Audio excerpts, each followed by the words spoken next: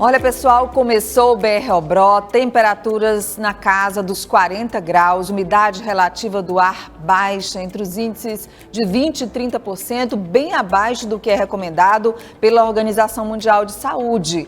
Nós hoje vamos tratar sobre esse programa, conversando a partir de agora aqui no estúdio do Minha Saúde com o médico otorrinolaringologista Eric Barros, cooperado Unimed Teresina. Doutor Eric, bom dia.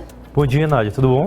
Tudo bem, Tudo obrigada ótimo. por ter vindo conversar com a gente sobre esse assunto, até porque eu tenho certeza que muitas pessoas devem estar sentindo a repercussão desse tempo seco com essa combinação de temperaturas altas. Então eu queria saber, inicialmente, doutor Eric, que tipo de repercussão para a saúde do sistema respiratório essa combinação pode trazer? Então, assim, basicamente, a umidade relativa do ar é a quantidade de água que a gente tem no ar que a gente respira. Quando essa quantidade está muito reduzida, quando a gente tem um ar muito seco, e isso acontece sempre na região Nordeste, principalmente aqui no Piauí no segundo semestre, então um ar que passa pela nossa via respiratória, pela região do nariz, da garganta, é um ar muito seco. E aí deixa essas regiões também ressecadas, né? A pessoa pode ter uma maior facilidade de ter o desencadeamento de infecções ou quadros inflamatórios na região da garganta e do nariz. Então tudo isso são consequências de se respirar um ar muito seco. A gente fala aí dessas consequências e eu queria saber, doutor Eric, que tipos de problemas respiratórios, quais são os mais comuns decorrentes do ar seco e das altas temperaturas? As queixas mais comuns são essas: dor no nariz, desconforto para respirar, sangramento pelo nariz, dor de garganta, tosse seca, pode vir um pouco de sangue também na tosse. O senhor falava do sangramento nasal, por que ele acontece? Como evitar, doutor? Primeiro, o nariz é uma região muito vascularizada, tem uma irrigação sanguínea assim, exuberante, até porque uma das funções do ar ao passar pelo nariz é ele ser umidificado, aquecido. E aí, como o nariz tem uma grande vascularização, ele também não está coberto por pele internamente, né? Tem só uma fina camada mucosa. Então os vasos eles estão meio mais expostos, não é como na pele. E aí só de passar um ar muito seco, o ar meio que machuca a mucosa e aí deixa esses vasos expostos. E aí eles podem sangrar. Se a pessoa fizer um pouco de repouso, né, comprimir o nariz ou colocar compressas geladas na face, em geral isso vai ser suficiente para controlar o sangramento. Pessoas que são alérgicas, com asma, por exemplo, como o senhor citou agora, ficam mais vulneráveis a esses problemas? Sim, porque aí só o fato do clima estar muito seco, as vias respiratórias, tanto superiores quanto inferiores, elas já ficam mais fragilizadas. E isso aí favorece o desencadeamento de todas as doenças, praticamente. Tanto as doenças alérgicas, que no caso a asma é uma doença alérgica, como também até quadros de infecção, entendeu? Porque essas mucosas estão agredidas já pelo próprio clima seco.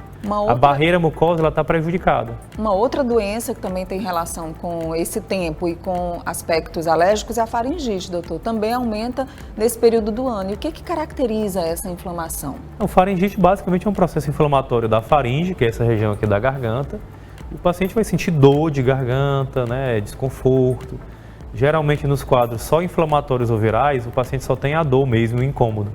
E quando é mesmo uma infecção, né, bacteriana, o paciente costuma ter febre alta, a dor é mais intensa. Se você for examinar, vai ter pus na garganta, né? Então, basicamente é isso aí. A gente tem uma outra inflamação ou infecção que é a sinusite, que o senhor também já citou aqui. Sim. As crises podem ocorrer com mais frequência agora, nesse período? E quais são os sintomas das crises de sinusite, doutor? Também, tanto quadros de rinite como quadros de sinusite podem ser mais comuns nessa época do ano. Rinite é aquele quadro que geralmente decorre de alergia. Então a pessoa tem o nariz entupido, espirra, coça, sai secreção, mas geralmente é uma secreção clara e a alina transparente. E além disso, os sintomas são mais prolongados, a pessoa já tem esses sintomas há bastante tempo. Já a sinusite, a gente usa mais esse termo quando o paciente tem um quadro de infecção. Então já é uma infecção bacteriana dentro do nariz e da face. Então aí a pessoa vai ter os mesmos sintomas de entupimento, de secreção no nariz, só que não vai ser uma secreção clara, transparente.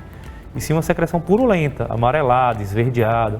O paciente vai ter dor facial, né? E aí quando é mesmo uma sinusite, que na verdade é uma infecção, você vai ter que tomar mesmo um antibiótico para poder melhorar. Gente, vamos já continuar essa conversa com o Dr. Eric Barros, que é médico otorrinolaringologista, mas antes a gente quer te lembrar das corridas Unimed Teresina. Dia 16 de outubro está chegando e a gente tem um recado do Maurício Pacheco sobre as corridas Unimed. Fala, Maurício. Olá, tudo bom? Sou Maurício Pacheco né? Estou falando aqui como organizador da Corrida Unimed. Corrida Unimed será no dia 16 de outubro, certo? Será uma corrida em menção ao Dia do Médico. Nós temos algumas distâncias estabelecidas, né? Nós temos 2,5 quilômetros, nós temos 5 quilômetros, nós temos 10 quilômetros e 15 quilômetros. Então, do público iniciante até aquela galera que já corre um pouquinho mais. As inscrições já estão rolando no site da Unimed Teresina. Você pode fazer sua inscrição, você pode escolher qual a melhor distância para o seu nível de treinamento. E nós estamos esperando vocês nesse dia 16 de outubro, às 6 horas da manhã, na Avenida Marechal. Todo esse espetáculo vai ser grandioso e aguardamos você. Vamos correr para valer. Obrigada, Maurício, pela participação e por essas lembranças importantes para você que quer participar das corridas Unimed Teresina. Voltamos aqui a conversar com o Dr. Eric Barros. Doutor, nós recebemos algumas perguntas do pessoal que acompanha aqui o Minha Saúde. A primeira delas é a da Bianca Seabra, que é beneficiária Unimed Teresina. Por que quando temos crise de rinite e sinusite, o céu da boca fica irritado e coçando? Olha só. Pois é, pela própria proximidade, né, da região da faringe, né, então termina inflamando também o céu da boca. E com relação à coceira, o prurido, né, que ela falou, que fica coçando, esse é um sintoma característico de alergia, entendeu? Na verdade, poucas doenças dão esse sintoma de coceira, prurido. Basicamente, os quadros alérgicos. Para ela estar sentindo coceira, ela deve ter algum grau de rinite alérgica aí, né? Se ela fizer um teste alérgico, vai dar positivo, entendeu? Obrigada, Bianca, por sua pergunta. Mais uma pergunta, doutor Eric, é do Vitor Nunes. O que fazer para evitar as crises alérgicas e o ressecamento das vias respiratórias durante o BR-OBRO? Certo. Então, no caso aí, são 2 tratamentos. Um para o ressecamento, que basicamente é tomar muito líquido ao longo do dia, pelo menos 3 litros de água por dia, usar um umidificador de ar, não colocar o ar-condicionado nem o ventilador voltar diretamente para o rosto, evitar atividades ao ar livre no período de maior insolação, que basicamente é entre 10 da manhã e 3 da tarde, entendeu? Então, todos esses, lavar o nariz com soro fisiológico, lavar os olhos com soro fisiológico, usar hidratante na pele, usar hidratante também nos lábios. Então, esses cuidados são para o ressecamento. E com relação à questão alérgica, aí os cuidados é evitar contato com as substâncias às quais a pessoa tem alergia. Podem ser feitos testes alérgicos para detectar quais são os principais alérgenos em cada caso. E esses alérgenos eles devem ser evitados para não ter sintomas. E, além disso, podem ser usadas medicações antialérgicas também para controlar essas crises. Muito bem, vamos a mais uma pergunta, doutor. Quem mandou foi o Milton da Silva. Lavar o nariz com soro fisiológico ajuda na hidratação das vias aéreas? Olha aí, só reforçando, né? Com certeza, inclusive é uma das medidas mais importantes. A gente recomenda todas as pessoas terem o hábito de lavar o nariz com soro fisiológico todas as manhãs ao acordar e à noite antes de dormir, lava novamente. Se for possível lavar mais vezes ao longo do dia, dependendo do ritmo de vida que você tiver, quanto mais lavar, melhor, mas no mínimo 2 vezes ao dia, ao acordar e à noite antes de dormir.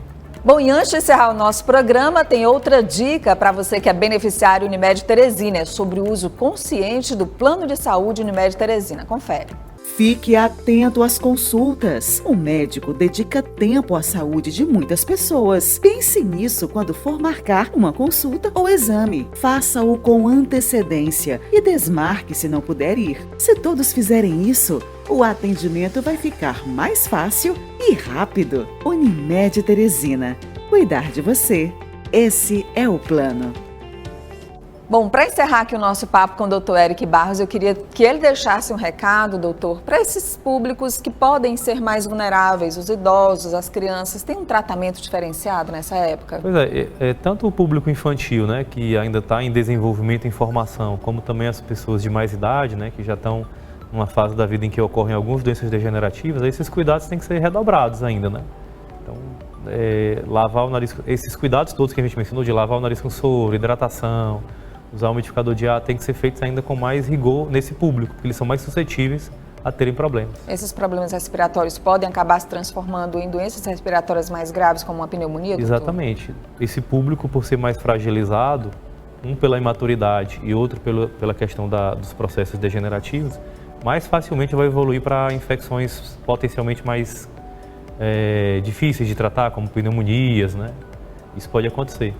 Tá bom, eu queria agradecer ao doutor Eric Barros, que é médico otorrinolaringologista cooperado no Unimed Teresina. Doutor Eric, muito obrigada pela participação no nosso programa. Muito obrigado, a gente Até agradece. Até a próxima. Obrigada. Minha Saúde vai ficando por aqui. Na próxima terça, às 11h50, nós temos um novo encontro marcado aqui na Band Piauí. A gente se encontra. Tchau, tchau. Se cuidem.